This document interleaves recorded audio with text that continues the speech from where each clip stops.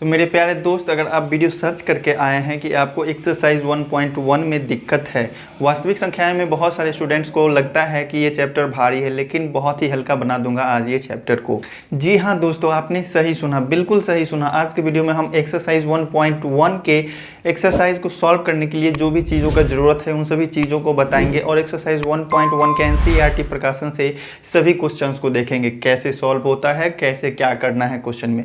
तो प्यारे भाइयों, अगर आप चैनल पे पहली बार आए हो तो चैनल को सब्सक्राइब कर लेना और साथ में बेल आइकन प्रेस करके अपने प्यारे दोस्तों को जरूर भेज देना। जो भी क्लास में पढ़ते हो या फिर पढ़ाई से रिलेटेड वीडियोस देखते हो उनको जरूर शेयर कर दीजिएगा। तो चलिए दोस्तों, आज का अपना वीडियो शुरू करते हैं। तो देखिए, एक्सरसाइज 1.1 में जो भी क्वेश्चंस है सभी यूक्लिड विभाजन प्रमेयिका पे आधारित है। यूक्लिड विभाजन प्रमेयिका क्या होता है? तो जैसे किसी भी संख्या में जैसे आप भाग दे करके देख लो। जैसे मान लेते हैं 4 है, इसको हमने 50 में भाग दिया, 50 में 4 से हमने भाग दिया तो कितने से लगेगा? 4 इकाई 4, बच जाएगा शेषफल 1, फिर यहाँ फिर 0 है तो ये 0 उतरेगा, फिर 4 दूनी 8, शेषफल बच गया 2। ठीक है, तो विभाजन यूक्लिड विभाजन प्रमेयिका में क्या कहता है? इसमें कहता है कि कोई अगर संख्या है, मान लेते हैं ये संख्या है, तो इसको हम किस तरीके से लिख सकते हैं? तो 4 गुना 12, 4 गुना 12 इस तरीके से लिख सकते कि नहीं? 4 गुना 12 और शेषफल जो बच गया है उसको हम क्या करते हैं? प्लस कर देते हैं लास्ट में। होता है ना। अब देखिए, जैसे बीच में 50 है, 50 में हमने भाग दिया 4 से, क्रिया कर पूरा भाग वाला क्रिया किए हैं तो भागफल हमारा आया 12 और शेषफल आया 2। ठीक है, अब देखिए, अगर आपको 50 लाना है तो क्या करते हैं? हम 12 को 4 से गुना करते हैं तो 12 चौके 48 और उसमें हम 2 को जोड़ देते हैं जो कि शेषफल आया है, तो 2 को जोड़ने पर हो जाता है 50। मतलब ये बीच वाला संख्या जो भाज्य है, जो मेन संख्या था, उसको प्राप्त करने के लिए हम भाजक से फिर भागफल में गुना करते हैं और शेषफल को क्या करते हैं? जोड़ देते हैं। तो बस यही चीज़ किए हैं ना, बीच वाले संख्या को प्राप्त करने के लिए हम 4 में 12 से गुना किए, फिर 2 को जोड़ दिए। तो यही है अपना विभाजन, यूक्लिड विभाजन एल्गोरिदम। ठीक है, इसमें जो भाज्य होता है उसे हम सूचित करते हैं ए से, और जो भाजक था उसको हम बी से सूचित करते हैं, और जो भागफल आया उसको क्यू से, और प्लस में जो शेषफल है उसको आर से। तो यही हुआ अपना विभाजन एल्गोरिदम, यूक्लिड विभाजन एल्गोरिदम। ठीक है, तो इसी पर सारा खेल है। एक्सरसाइज 1.1 का जो भी खेल है सारा इसी पे है। देखिए, यूक्लिड एक्सरसाइज 4.1 को सॉल्व करने के लिए आपको कुछ चीज़ों की, बेसिक चीज़ें की जरूरत पड़ेगी, जैसे कि पूर्णांक, धनात्मक पूर्णांक, ये सभी क्या है? तो पूर्णांक किसे कहते हैं? पूर्ण संख्या, प्राकृत संख्या, ये सभी चीज़ें आप जानते होंगे। गिनती की जितनी भी संख्या है, 1 से लेकर के आगे जो भी है अनंत तक, वो सभी गिनती की संख्याएं प्राकृत संख्या है। उसमें अगर हम 0 से स्टार्ट करते हैं, 0 को भी शामिल कर लेते हैं तो वो हो जाता है पूर्ण संख्या। अगर पूर्ण संख्या के समूह में भी अगर हम माइनस वाला भी संख्या सबको शामिल कर लेते हैं तो वही होते हैं पूर्णांक। पूर्णांकों का अगर आपको लिखना पड़ेगा पूरा लिस्ट गुच्छा, तो इस तरीके से पीछे से आते आते यहाँ -3 होगा, -2 होगा, -1, ये सभी पूर्णांक में हैं। 0 भी पूर्णांक है, 1 भी है, 2 भी है और 3। इसी तरीके से क्या होंगे? ये बढ़ते चले जाएंगे। ये सभी क्या है? पूर्णांकों का समूह है। पूर्णांक क्या होता है? पूर्ण संख्याओं के समूह में अगर माइनस वाला भी संख्या को शामिल कर लेते हैं तो वो पूर्णांक होता है। तो ये सभी चीज़ें, बेसिक चीज़ें आप जानते होंगे जहाँ तक कि मुझे पता है। तो चलिए दोस्तों, बढ़ते हैं अब अपने एक्सरसाइज 1.1 के क्वेश्चन सबको सॉल्व करते हैं। तो देखिए प्यारे दोस्तों, प्यारा सा प्रश्न है, प्रश्नावली 1.1 का पहला क्वेश्चन। इसमें कह रहा है कि निम्नलिखित संख्याओं का विभाजन एल्गोरिदम विधि से आपको HCF ज्ञात करना है। मतलब इस सभी जो संख्या का दिया हुआ है, 3 क्वेश्चन है, इसका HCF आपको यूक्लिड विभाजन एल्गोरिदम की सहायता से इसका HCF ज्ञात करना है। तो कैसे करेंगे ज्ञात? तो देखिएगा, इसका पहला प्रोसेस देखिए। जैसे पहला क्वेश्चन है 135 और 225 है, इसमें आपको करना कुछ नहीं है। मान लेंगे आप, क्या मान लेंगे? इसमें दोनों चीज मानना पड़ेगा, क्योंकि यूक्लिड विभाजन एल्गोरिदम में क्या होता है? A बराबर BQ प्लस R, B और A और Q और R, 4 पद होते हैं ना, 4 चीज होते हैं। तो इसमें हम मान लेते हैं A और B। ठीक है, A और B मानेंगे तो A किसको मानेंगे और B किसको मानेंगे? तो A मानेंगे हम बड़े वाले संख्या को। तो बड़े वाले संख्या कितना है? 225 है, तो इसको हम मान लेते हैं A, और छोटा वाला को मान लेते हैं B। अब इसको जो है यूक्लिड विभाजन प्रमेयिका से लिखेंगे यहाँ पे। अब जो है यूक्लिड विभाजन प्रमेयिका से, यूक्लिड विभाजन एल्गोरिदम लिख सकते हैं, यूक्लिड विभाजन एल्गोरिदम से। ठीक है, यूक्लिड विभाजन एल्गोरिथम से आप क्या जानते हैं, a बराबर बी क्यू प्लस आर होता है, यही ना होता है। अब देखिए इसको a बराबर बी क्यू प्लस आर वाले फॉर्म पे लाना है, तो उसके लिए आपको क्या करना पड़ेगा, इस b से a में भाग देना पड़ेगा। तो 135 से हम 225 में भाग देंगे, तो 135 से अगर 225 में भाग देते हैं तो 2 से तो अगर गुना करेंगे 135 में तो 270 हो जाएगा। तो यहाँ 1 से ही लगाएंगे तो कितना होगा 135, यहाँ पे बचेंगे 0, यहाँ पे 9, 90 शेषफल बच गया। तो इस 225 को a कितना को माने थे हम 225 को, तो 225 को हम क्या लिख सकते हैं 135 गुना 1, 135 गुना 1 और शेषफल कितना बच गया 90, तो 90 हो जाएगा प्लस में। यहाँ तक समझ गए। अब देखिए इसके आगे ये जो भागफल था उसको अब यहाँ पे a बनाएंगे, तो 135 हो जाएगा यहाँ पे, और उसमें भाग किस चीज़ से देंगे, तो भाग देंगे जो शेषफल था उससे, ठीक है। तो अब इस 90 से हम भाग देंगे किसमें 135 में, तो कितने से लगेगा 90 को अगर 2 से गुना करते हैं तो 180 आ जाता है, लेकिन 1 से ही गुना करेंगे, छोटा आना चाहिए। तो 90 का कितना हो जाएगा 90, शेषफल बच गए 5 और यहाँ से हो गए 9 4 13, शेषफल यहाँ पे 45। तो इस 135 को हम क्या लिख सकते हैं 90 गुना 1 प्लस 45, 90 गुने 1 प्लस 45, ठीक है। जब तक यहाँ शेषफल 0 नहीं आता है तब तक इस क्रम को, इस क्रिया को करते चले जाना है, दोहराते तहराते चले जाना है।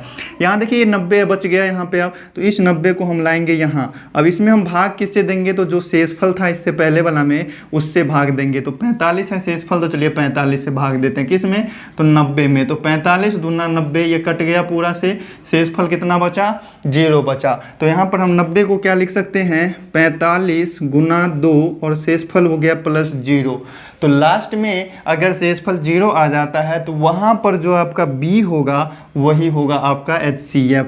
तो HCF यहाँ पे क्या निकल के आ गया, HCF इज इक्वल टू 45। ये हो गया पहला क्वेश्चन का प्यारा सा आंसर। तो इसी तरीके से जस्ट दोनों क्वेश्चन बनेंगे। आइए फटाफट से दोनों क्वेश्चन को भी देख ही लेते हैं। तो देखिएगा अगला क्वेश्चन है 196 और 38220 है। तो इसमें भी आप क्या करो, मान लो, माना a बराबर कितना है, बड़ा वाला संख्या 38220 और b जो है कितना है 196। अब यहाँ पर हम यूक्लिड विभाजन एल्गोरिदम का प्रयोग करेंगे, यूक्लिड विभाजन एल्गोरिदम से, ठीक है। यूक्लिड विभाजन एल्गोरिथम से क्या होता है, a बराबर B Q plus R. Just ये वाला प्रोसेस आपको लगाते जाना है। a कितना है 3820 है, 38220, ठीक है। इसमें भाग देना है कितना से 196 से, तो आपका भागफल और शेषफल कितना आता है ये चेक करेंगे। तो चलिए इसके लिए हम क्या करेंगे, कहीं पर भाग दे करके चेक कर लेंगे। 196 से 38220 में अगर भाग करते हैं तो 196 को 2 से अगर हम गुना करते हैं तो 300 कितना हो जाएगा 92, 392 हो जाएगा। लेकिन यहाँ 382 ही है ना, यहाँ 382 ही है, तो 1 से लगेगा तो 196 हो जाएगा। यहाँ पे घटाएंगे तो 6 होगा, ये हो गया 7, 7 में से 9 गया तो 9 8 17, ये हो गया 2 में से 1 गया तो 1, 186, ठीक है। यहाँ हो जाएंगे 2। अब देखिए कितना से गुना होगा, अब कितना से इसमें लगेगा भाग, तो 8 से अगर हम गुना करते हैं तो देखिएगा 8 6 48, 8 में 4, 9 8 72, 4 76, हाथ में 7, 8 1 8 7 15, ठीक है। अगर हम 9 से गुना करते हैं तो कितना होगा 9 6 1, 9 से अगर हम गुना करते हैं 9 6 1 54 के 4, हाथ में 5, 9 9 81, 81 5 86, हाथ में 8, 9 1 9 8 17, 1764, 9 से लग जाएगा ना, 9 से लग जाएगा।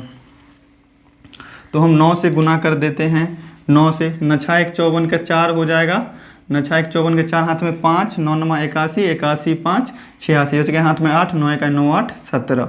अब देखिए शेषफल कितना बच रहा है, 8 बच गया, यहाँ से 9 बच गया और 98, ठीक है। और यहाँ से फिर ये 0 उतर जाएगा नीचे, ठीक है। अब देखिए 6 पंचे 30, 5 से मेरे ख्याल से लग जाना चाहिए, ठीक है, 5 से लग जाना चाहिए मेरे ख्याल से। 6 पंचे 30, हाथ में 3, 9 पचे 45, 3 48 के 8, हाथ में 1, 48 के 8, हाथ में 4, 5 1 5 4 9, ठीक है। तो ये पूरे कट गए हैं कितना से 195 से। तो इसको हम क्या लिख सकते हैं सीधे से 196 गुने 195 और क्या हो जाएंगे +0। ये तो पहले ही चरण में, पहले ही टर्म में ये 0 आ गया, तो इसका HCF यहीं पर जो B का मान होगा यही इसका HCF हो जाएगा। तो इसका HCF कितना हो गया 196 हो गया अपना प्यारा सा आंसर। और उम्मीद करते हैं समझ भी रहे होंगे आप। तो इसी तरीके से तीसरा क्वेश्चन को भी आइए देखेंगे। तीसरा क्वेश्चन भी जस्ट ऐसा ही है, कोई खास अलग नहीं है, कोई खास रूल उसमें लगने वाला नहीं है, जस्ट सेम चीज़। तो इसमें भी हम क्या करेंगे, मान लेंगे बड़ा वाला को A। तो A मान लेते हैं बड़ा वाला, ये 867 है ना, और B मान लेते हैं छोटा वाला को, ये है 255। अब यहाँ पर हम लगाएंगे यूक्लिड विभाजन एल्गोरिदम। यूक्लिड विभाजन प्रमेयिका भी लिख सकते हैं, प्रमेयिका से, यूक्लिड विभाजन प्रमेयिका से A बराबर BQ+R होता है। सभी क्वेश्चंस में हमने लिखा है, चूंकि ये क्वेश्चंस तो आपको बार बार सॉल्व करने की जरूरत नहीं पड़ेगा। एग्जाम में अगर पूछता है तो बस एक बार ही पूछेगा, तो आप प्रैक्टिस कर लेना ऐसे करके, ठीक है। A का वैल्यू कितना है, A कितना है 867, और B का मान कितना है तो 255। अब Q और R का वैल्यू क्या आएगा, उसके लिए आपको क्या करना पड़ेगा, भाग दे करके चेक करना पड़ेगा। तो चलिए हम 255 से 867 में भाग दे करके देखेंगे। तो 250 750 होता है, तो चलिए 3 से लग जाएगा भाग इसमें। तो 5 तिया 15 के 5 हाथ में 1, 5 तिया 15, और 15 1 16 के 6 हाथ में 1, 3 दूनी 6 1, 765 हो जाएगा, बचेगा 2, 0 102। तो इसको हम क्या लिख सकते हैं, 255 गुना 3, 255 गुना 3 और प्लस में 102, ये हो जाएंगे, ठीक है। और क्या करेंगे इसके बाद, अब ये B जो था यहाँ पे आ जाएगा, ठीक है, B आ जाएगा यहाँ पे 255 है, 255 और इसमें भाग देना है कि, तो इससे पहले जो शेषफल आया था उससे, तो 102 से। तो चलिए यहाँ 102 में हम 200 मतलब 102 से भाग देते हैं 255 में।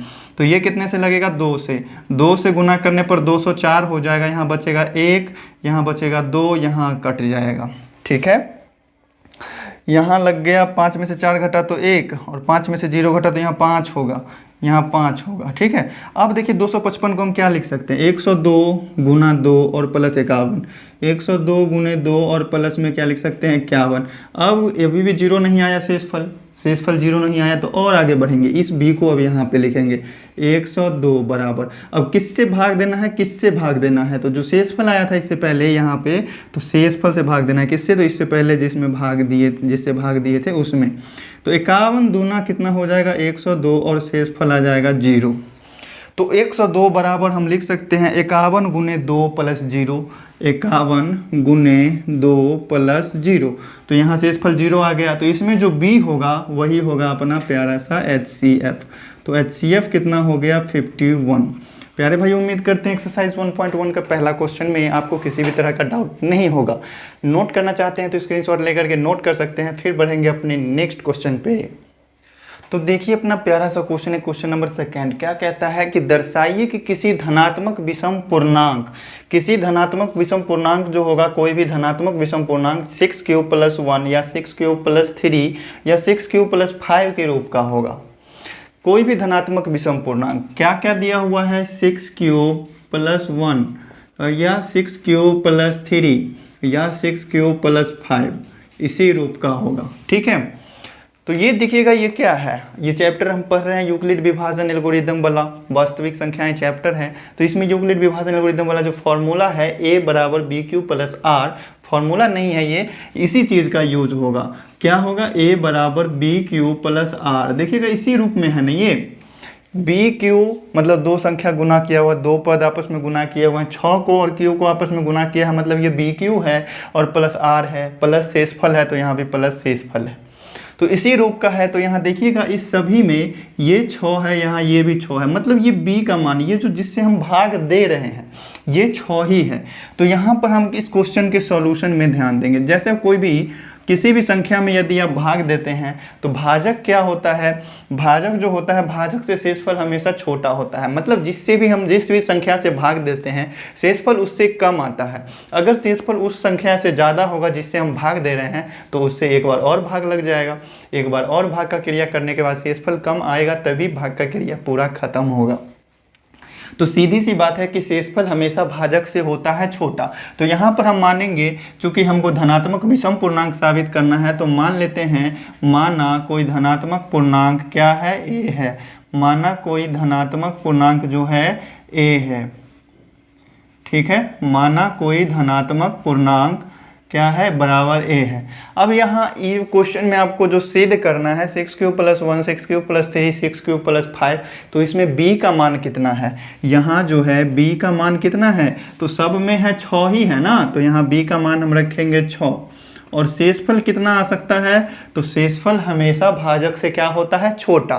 तो शेषफल कौन कौन सा अंक आ सकता है, शेषफल r बराबर या तो 0 आ सकता है अगर पूरी तरह से भाग लग जाए तो, अगर पूरा तरह से भाग नहीं लगता है तो शेषफल 1 भी आ सकता है, 2 भी आ सकते हैं, 3 भी आ सकते हैं, 4 भी आ सकते हैं, 5 भी आ सकते हैं, और 6 तो नहीं ही आएगा, क्योंकि भाजक जो है 6 ऑलरेडी है। तो जितना भाजक होगा शेषफल कभी भी उतना संख्या नहीं आ सकता है। अगर शेषफल आपका भाजक के बराबर आ रहा है तो फिर एक बार और भाग लग करके पूरा कटने वाला होगा वो आपस में, ठीक है। तो शेषफल आ सकता है 0, 1, 2, 3, 4, 5, और भाजक जो है b का मान हो जाएगा 6। अगर कोई धनात्मक पूर्णांक हम a माने हैं, तो अब हमको साबित करना है कि कोई भी धनात्मक विषम पूर्णांक इस रूप का होता है, ठीक है। तो अब हमें इसका काम नहीं है, तो इसको हम मिटाते हैं। यहाँ से हमको जानकारी लेना था कि यहाँ b का मान कितना होगा और r क्या हो सकता है, मतलब शेषफल क्या हो सकता है। अब जो है हम चलेंगे यूक्लिड विभाजन प्रमेयिका से। अब यूक्लिड विभाजन प्रमेयिका से क्या हो जाएंगे, यूक्लिड विभाजन प्रमेयिका से तो एक ही चीज़ होगा ना, यहाँ पे a बराबर BQ + r। यूक्लिड विभाजन प्रमेयिका से चलेंगे, क्या होता है, a बराबर BQ + r। यहाँ पे हमको a का मान नहीं पता है, b का मान पता है और r का मान पता है, ठीक है। तो जब हम r बराबर 1 रखते हैं तो क्या आता है, जब r बराबर, पहले हम 0 रखते हैं, r बराबर 0 रखने पर, चाहे जब r बराबर 0 हो तो a का मान क्या हो जाएगा, जब r बराबर 0 हो शेषफल क्या आ सकता है, 5 कंडीशन आ सकते हैं ना, 0 भी आ सकता है, 1 भी आ सकता है, 2, 3, 4, 5 कुछ भी आ सकता है। तो सभी का मान रख के चेक करेंगे, और जिस कंडीशन में हमें विषम पूर्णांक आएगा बस वही कंडीशन यही होगा, ठीक है, और वहाँ से प्रूव हो जाएगा। तो ध्यान देते हैं यहाँ पे r बराबर 0 कब आएगा, r बराबर 0 अगर हो तो क्या हो जाएगा, ये BQ सिर्फ बचेगा, तो a बराबर क्या बचेगा, BQ, और b का मान कितना है 6, तो ये हो जाएंगे 6³ और r कितना हो जाएगा, +0 हो जाएगा। लिखिए नहीं लिखिए तो भी कोई बात नहीं है। इसी तरीके से जब r बराबर 1 हो, r बराबर 1 हो तो a का मान क्या हो जाएगा, a का मान इसी तरीके से 6³ + 1 होगा। इसी तरीके से जब r बराबर 2 हो तो क्या होगा, a बराबर शेषफल की जगह पर सिर्फ क्या हो जाएंगे, 2 हो जाएगा। इसीलिए और भी इसी तरीके से सभी मान रख के देख लेंगे। r बराबर 3 रखेंगे तो a का मान कितना आएगा, तो a बराबर आ जाएगा 6³ + 3। इसी तरीके से r बराबर 4 रखेंगे तो क्या आएगा, तो a बराबर हो जाएगा 6³ + 4। समझ में आ रहा है कि नहीं, एक बार ज़रूर कमेंट करके बता दीजिएगा, ठीक है। और देखिएगा r बराबर अगर हम 5 रखते हैं, r बराबर अगर 5 रखते हैं तो a का मान क्या आ जाता है, 6³ + 5। अब आप यहाँ से देखिए और बताइए कि किस किस कंडीशन में सम संख्या आ रहे हैं और किस किस कंडीशन में विषम संख्याएं आ रही है, विषम पूर्णांक आ रहे हैं। तो देखिएगा यहाँ 6 जो है क्या है, ऑलरेडी सम संख्या है, और 6 में अगर हम किसी भी संख्या से गुना करते हैं, किसी भी पूर्णांक से गुना करते हैं, किसी भी पूर्णांक से, जैसे मान लीजिए आप 4 से ही गुना कीजिए तो 6 को 4 से गुना कीजिए 6 चौक 24, अगर आप 3 से गुना कीजिए तो 6 त्रिक 18, 5 से गुना कीजिए 6 पंचे 30, कितना से भी गुना करेंगे तो क्या होंगे, सम संख्या ही आएंगे। और सम संख्या में अगर हम 0 जोड़ेंगे तो वो भी क्या होगा, सम संख्या ही होगा। मतलब इस कंडीशन में ये हमें प्राप्त हो रहा है सम संख्या। तो 6 और Q को गुना करने पर आया सम संख्या, और उसमें अगर 1 जोड़ देंगे तो विषम हो जाएगा। जैसे 6 पंचे 30 आया, 30 में हम 1 जोड़ देते हैं तो 31 विषम संख्या हो जाएगा। इसी तरीके से ये हो जाएंगे विषम, और ये फिर हो जाएगा सम, ठीक है। अगला हो जाएगा ये विषम, ठीक है, और ये हो जाएंगे 4 जोड़ने वाला सम और 5 जोड़ने वाला विषम। ठीक है, यहाँ तक आप समझ गए। सम विषम हमने कैसे लिख दिया, 6 है क्या b, और गुना करेंगे किसी भी पूर्णांक से तो सम संख्या आएगा। अगर उसमें 1 जोड़ते हैं तो विषम हो जाएगा, 2 जोड़ते हैं तो सम हो जाएगा। तो यहाँ से किस किस कंडीशन में विषम आया, तो 6³ + 1 के रूप में। विषम किस रूप में आया, तो 6³ + 3 के रूप में। और विषम किस रूप में आया, तो 6³ + 5 के रूप में। तो यहाँ से ये चीज़ हो गया प्रूव। अतः किसी भी धनात्मक पूर्णांक, अतः कोई भी धनात्मक पूर्णांक क्या होंगे, अतः कोई भी धनात्मक पूर्णांक 6m + 1 चाहे 6m + 3 और या फिर 6m + 5 के रूप का होगा। और एक चीज़ छूट रहा है क्वेश्चन में, विषम छूट रहा है, धनात्मक विषम पूर्णांक होगा। ठीक है, कोई भी धनात्मक विषम पूर्णांक। ठीक है, तो उम्मीद करते हैं समझ गए होंगे। तो ये क्वेश्चन का सॉल्यूशन रहा, ये नोट कर लीजिए, फिर इसके आगे के क्वेश्चन को भी इसी तरीके से देखेंगे। तो प्यारे भाइयों देखिए, नेक्स्ट क्वेश्चन कहता है कि किसी परेड में 616 सदस्यों वाली एक सेना आर्मी की टुकड़ी 22 सदस्यों वाले एक आर्मी बैंड के पीछे मार्च करना है। दोनों समूह को समान संख्या वाले स्तंभों में मार्च करना है। उन स्तंभों की अधिकतम संख्या क्या है जिसमें वे मार्च कर सके। उन स्तंभों की अधिकतम संख्या पूछ रहा है। तो यहाँ देखिए आपको दो चीज़ आता है, एक आता है HCF और एक आता है LCM। ठीक है, अगर न्यूनतम पूछेगा तो हम निकालेंगे LCM, अधिकतम पूछेगा तो निकालेंगे HCF। HCF होता है हाईएस्ट कॉमन फैक्टर, और ये होता है LCM लोअर कॉमन फैक्टर। ठीक है, तो अगर अधिकतम पूछे तो हाईएस्ट कॉमन फैक्टर निकालेंगे, मतलब HCF निकालेंगे। अगर न्यूनतम पूछे तो LCM निकालेंगे। तो यहाँ पर हमको निकालना होगा HCF, और HCF के लिए यूक्लिड विभाजन प्रमेयिका का प्रयोग करेंगे। तो यूक्लिड विभाजन प्रमेयिका से फॉर्मूला वही वाला लगाएंगे, यूक्लिड विभाजन प्रमेयिका या फिर एल्गोरिथम। ठीक है, यूक्लिड विभाजन प्रमेयिका से क्या होते हैं, A = BQ + R। यहाँ पर A का मान कितना है 616 और B का मान कितना है 32, और Q और R क्या होगा, इसके लिए आपको सेम प्रोसेस भाग देना होगा। 32 से 616 में भाग देंगे तो 32 दूना 64 नहीं लगेगा, 32 एकाएँ 32 लगेंगे। ठीक है, बचेगा यहाँ से 9, यहाँ हो गए 5 में से 3 घटा तो 2, और यहाँ हो गए 296। 3 छक्के 18, 3 7 21, 3 8 24, 3 9 27, 3 9 27, 9 से लगेगा ना। तो 9 से 9 दूना 18 के 8, हाथ में 1, 9 3 27, 1 28, बच गए क्या यहाँ पे 8 8 16, ये कट जाएंगे, शेषफल बच गया 8।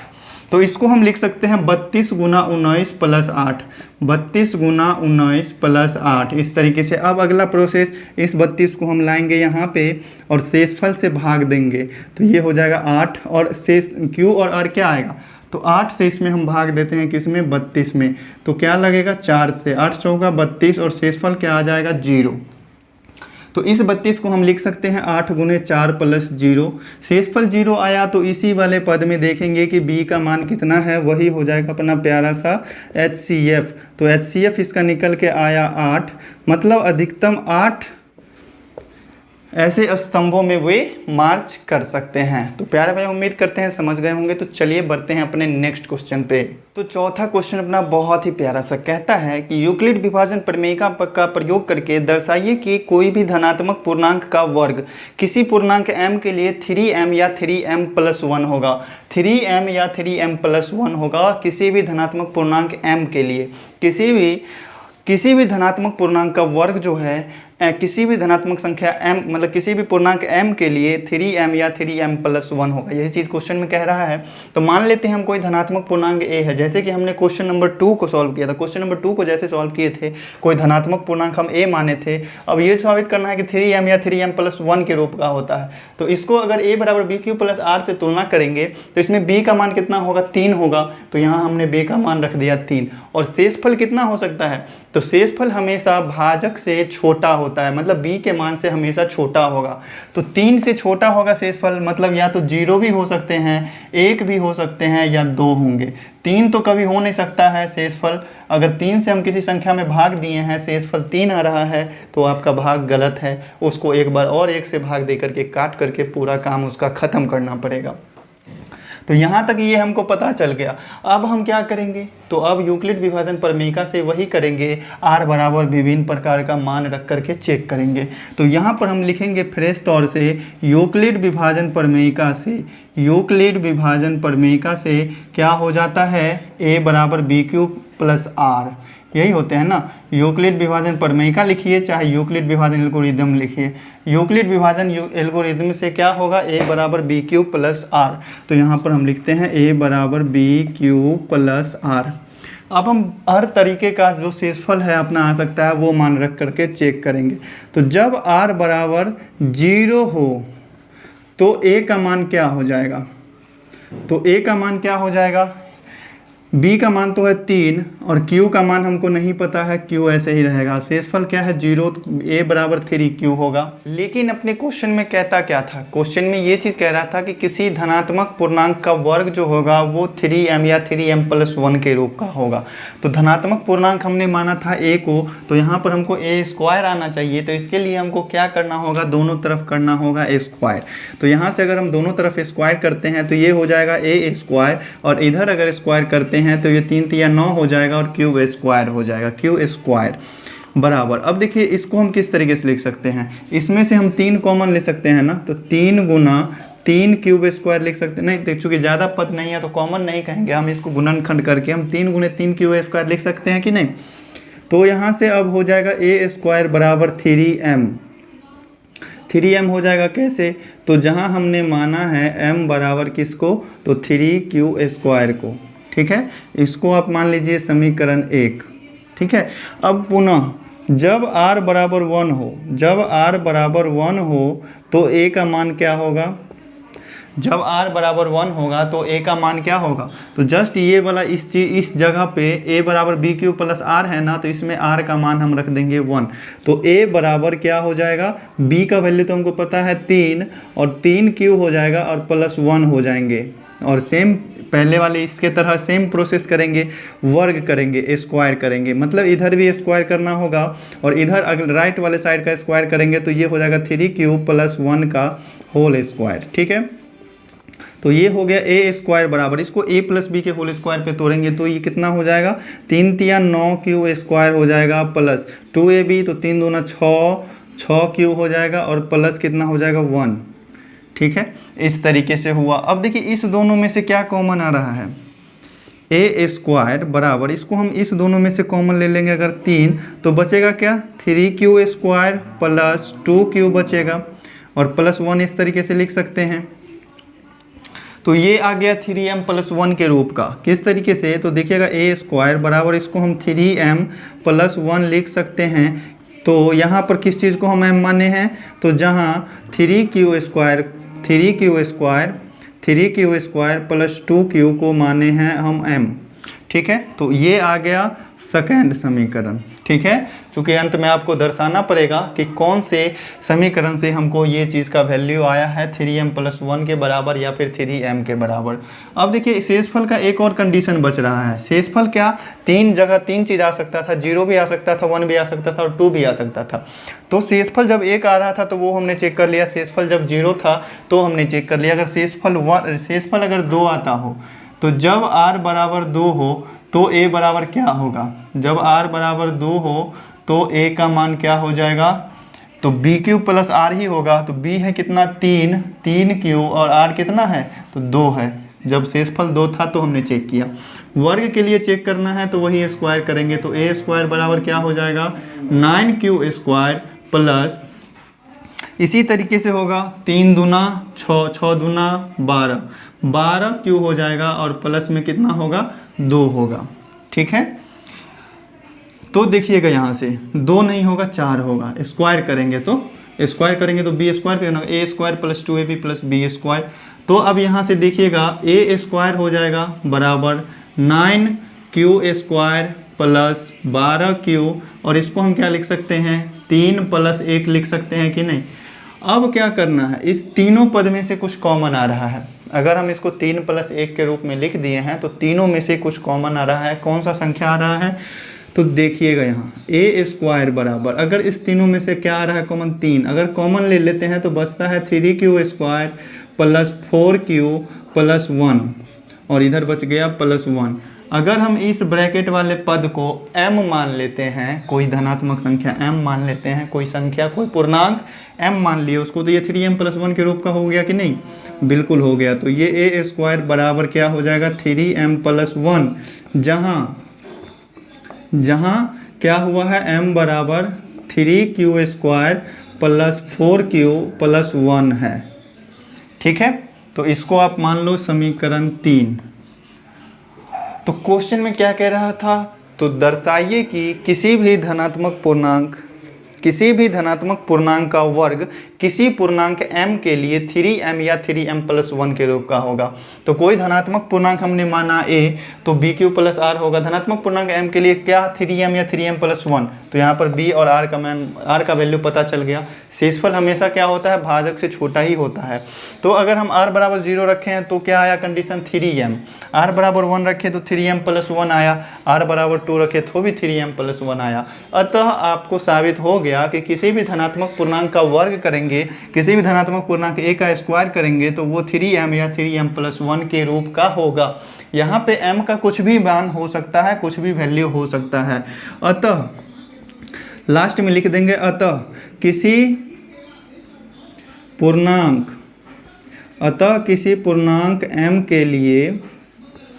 m के लिए धनात्मक पूर्णांक का वर्ग, अतः किसी पूर्णांक m के लिए धनात्मक पूर्णांक का वर्ग किस रूप का होगा, 3m या 3m + 1 के रूप का होगा।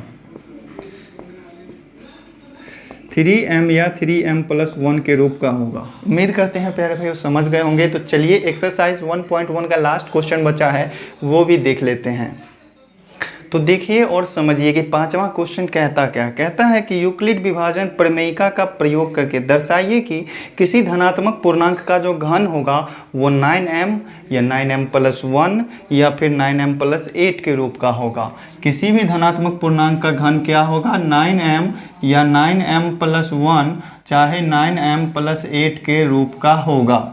तो अगर हम इसको जो है a बराबर bq + r से अगर हम तुलना करते हैं तो b का वैल्यू क्या आता है, 9 आता है, सब में 9 है, तो हमने b का मान रख दिया 9। और कोई धनात्मक पूर्णांक a मान लिए हैं, क्योंकि किसी भी धनात्मक पूर्णांक के लिए कह रहा है तो हम कोई धनात्मक पूर्णांक a मान लिए हैं। यहाँ पर शेषफल कितना हो सकता है, अगर आपको b का मान मतलब भाजक का मान पता है तो शेषफल क्या होगा, उससे छोटा होगा हमेशा। तो 9 से छोटा कितना होता है, 8 होता है, मतलब 0 से लेकर 8 तक इसका शेषफल हो सकता है। तो हमने r बराबर 0 से लेकर के 8 तक लिख दिया। तो यहाँ तक समझने में किसी भी प्रकार का डाउट नहीं होगा। अब यहाँ से आपको प्रयोग करना है किसका, यूक्लिड विभाजन एल्गोरिथम का। ठीक है, तो अब यहाँ से हम चलेंगे यूक्लिड विभाजन प्रमेयिका से, यूक्लिड विभाजन एल्गोरिथम से चलेंगे, यूक्लिड विभाजन एल्गोरिथम से हम क्या लिखेंगे, यूक्लिड विभाजन एल्गोरिथम से हो जाएगा a बराबर bq + r। अब देखिए r बराबर 8 कंडीशन है, r का वैल्यू कितना आ गया, 8 वो वैल्यू आ गया, मतलब यहाँ पे 9 कंडीशन है, चूँकि 0 भी है शामिल, तो 9 कंडीशन में रख के आपको चेक करना पड़ेगा, लेकिन यहाँ हमको 2-3 कंडीशन में ही चेक हो जाएगा। ठीक है, तो देखिए जब हम r बराबर रखना शुरू करते हैं मान, r का मान अगर हम 0 रखते हैं, r बराबर 0 हो तो a का मान क्या हो जाएगा, तो bq + r ही होगा ना। तो b का मान कितना है, 9 है, ये हो जाएगा 9q और +0 हो जाएगा। लेकिन हमसे कह रहा था कि किसी भी पूर्णांक का वर्ग नहीं घन, मतलब क्यूब करना होगा। तो चलिए हम दोनों ओर करते हैं इसका क्यूब, मतलब पावर 3, तो a का पावर 3 हो जाएगा, इधर 9q का पावर 3 होगा, तो 9 × 9 = 81 और 81 को फिर से 9 से गुना करेंगे तो हो जाएगा 729। तो ये हो जाएगा 729 q का क्यूब। ठीक है, तो देखते हैं यहाँ से क्या होता है ए क्यूब। अब इसमें से हम 9 कॉमन ले सकते हैं ना, 9 कॉमन नहीं लेंगे, फिर से वही बात, गुणनखंड करना पड़ेगा। 9 गुना 81 क्यूब का क्यूब लिख सकते हैं। तो अब इसको हम क्या लिख सकते हैं, ए क्यूब बराबर 9m लिख सकते हैं कि नहीं, जहाँ m बराबर क्या माने हैं, m बराबर 81 क्यूब के क्यूब को माने हैं। ठीक है, तो ये आ गया 9m, इसको आप मान लो समीकरण 1। पुनः अब r बराबर 1 रख के चेक करेंगे। सभी क्वेश्चंस ऐसे ही बनेंगे, जो भी आपको दर्शाने के लिए कहे, जो भी पूर्णांक में जो भी धनात्मक हो ऋणात्मक हो, तो सब में आपको ऐसे ही करना है। r बराबर 1 रखने पर जब r बराबर 1 हो तो a का मान क्या हो जाएगा, 9 क्यूब प्लस 1 हो जाएगा, 9 क्यूब प्लस 1। लेकिन हमसे कह रहा था घन के बारे में, तो इसका क्यूब करेंगे तो क्या होगा, a क्यूब बराबर 9 क्यूब प्लस 1 का क्या हो जाएगा, पावर 3, और a प्लस बी का पावर 3, a प्लस बी का होल क्यूब क्या होता है, a प्लस बी का होल क्यूब होता है a cube plus 3ab into a plus B, और प्लस में होता है b क्यूब। ये फॉर्मूला होता है। अब इसी फॉर्मूले पे हम इसको रखेंगे। आप चाहें तो a प्लस बी को बारी बारी 3 बार भी गुना करके देख सकते हैं, यही चीज़ आएगा। तो अब चलते हैं यहाँ से हम इसका होल क्यूब करते हैं। तो पहले तो हमको a क्यूब करना है, मतलब 9 क्यूब का होल क्यूब, तो ये हो जाएगा 729 क्यूब का पावर 3, और प्लस में क्या है 3ab है ना, तो 3 से a और b दोनों को गुना करेंगे, 3 से 9 में गुना करेंगे तो 27, फिर 1 में गुना करेंगे तो 27 ही होगा। तो यहाँ पे हो गए 27, और क्यूब ही है ना, तो 27 क्यूब हो जाएगा, और प्लस में क्या है b, 3ab तो निकल गया, और इंटू a प्लस बी होगा ना, इंटू a प्लस बी मतलब 9 क्यूब प्लस 1, और प्लस में क्या हो जाएगा b क्यूब, मतलब 1 का क्यूब 1 ही होगा। अब यहाँ से देखें क्या करना है, तो ये हो जाएगा 729 क्यूब का पावर 3, और प्लस 27 को अगर हम 9 से गुना करते हैं, 27 को यदि हम 9 से गुना करते हैं तो ये हो जाता है 243, तो ये हो जाएगा 243, और क्यू को क्यू से गुना करेंगे तो क्यू स्क्वायर, और प्लस 1 से गुना करेंगे 27 क्यू को तो इतना ही होगा, और प्लस 1 हो जाएगा। ठीक है, अब देखिएगा इन सभी चीज़ों में, इन सभी तीनों चीज़ में कुछ कॉमन आ रहा है। तो a क्यूब बराबर, इसमें से हम क्या कॉमन लेंगे, 9 कॉमन ले लेते हैं। तो यहाँ पे क्या बचेगा, अगर इसमें से हम 9 कॉमन ले लिए तो 9 × 72 और 9 × 1 9, 81 बच जाएगा, क्यू का पावर 3, प्लस यहाँ से अगर 9 कॉमन ले लिए तो 9 दूना 18 और 9 सते 63, इतना क्यू स्क्वायर बच गया, और प्लस यहाँ से बच जाएगा 3 क्यू। ठीक है, और प्लस 1 हो जाएगा। अगर इस ब्रैकेट वाले पद को, ब्रैकेट वाले जो ये पद है, इसको हम अगर m मान लेते हैं तो ये 9m प्लस 1 के रूप का होगा कि नहीं, बिल्कुल होगा। तो a क्यूब बराबर 9m प्लस 1 हम लिख सकते हैं, जहाँ m बराबर हम क्या मान लिए, m बराबर 81 क्यू का क्यूब प्लस 27 क्यू का स्क्वायर प्लस 3 क्यू को मान लिए।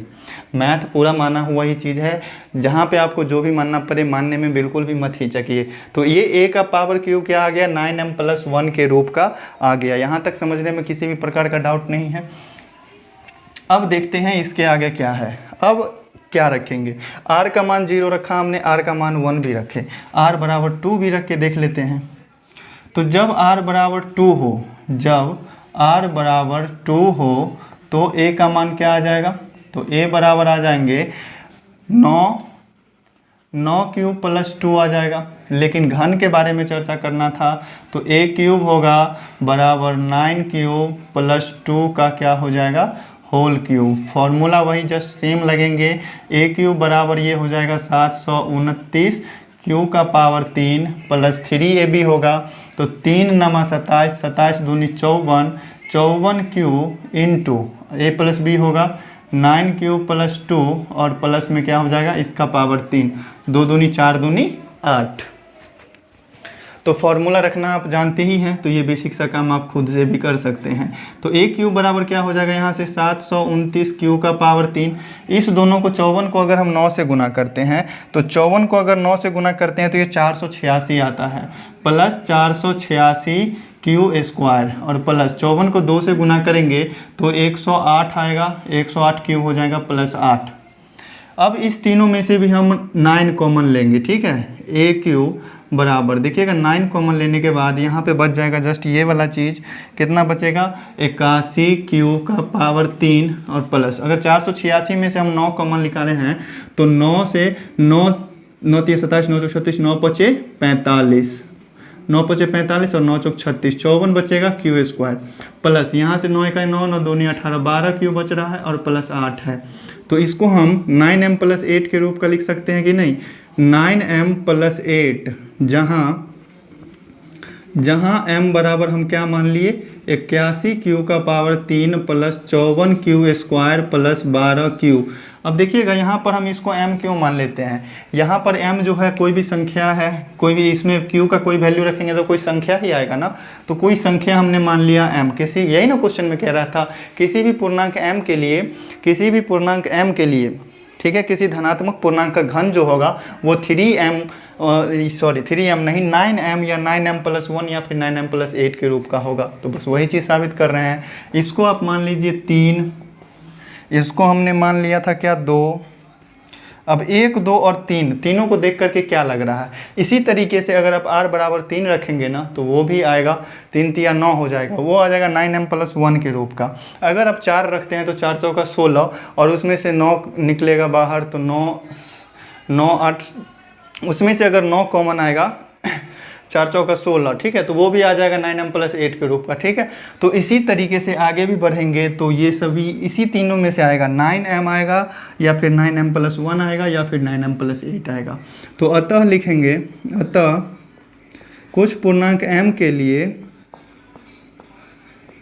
अतः कुछ पूर्णांक m के लिए क्या होगा, किसी धनात्मक पूर्णांक का घन, किसी धनात्मक पूर्णांक का घन, क्वेश्चन में जो पूछ रहा था ना बस वही चीज़ छाप दीजिए, किसी धनात्मक पूर्णांक का घन जो होगा 9m या फिर 9m + 1 या 9m + 8 के रूप का होगा, 8 के रूप का होगा। प्यारे भाई उम्मीद करते हैं समझ गए होंगे, और यही चीज़ था प्रूव करना, और एक्सरसाइज 1.1 का हो गया द एंड। उम्मीद करते हैं बहुत ही अच्छे तरीके से समझे होंगे, बहुत मेहनत लगा वीडियो को क्रिएट करने में। प्यारे भाई ज़्यादा से ज़्यादा सपोर्ट करें वीडियो पे। अगर आप चैनल पे पहली बार विजिट कर रहे हो तो चैनल को सब्सक्राइब भी कर लीजिएगा और साथ में बेल आइकन प्रेस करके अपने कुछ दोस्तों को जरूर शेयर कर दीजिएगा। तो चलिए दोस्त फिर मिलते हैं नेक्स्ट डे नेक्स्ट टॉपिक के साथ, नेक्स्ट एक्सरसाइज के सोल्यूशन के साथ। अगर किसी चैप्टर के थ्योरी में या फिर कंसेप्ट में आपको किसी भी प्रकार का डाउट है तो एक बार कमेंट करके ज़रूर बताना, वीडियो जल्द ही मिल जाएगी। तो चलिए प्यारे भाइयों, तब तक के लिए दोस्तों बाय बाय, फिर मिलते हैं नेक्स्ट वीडियो में। Thank you.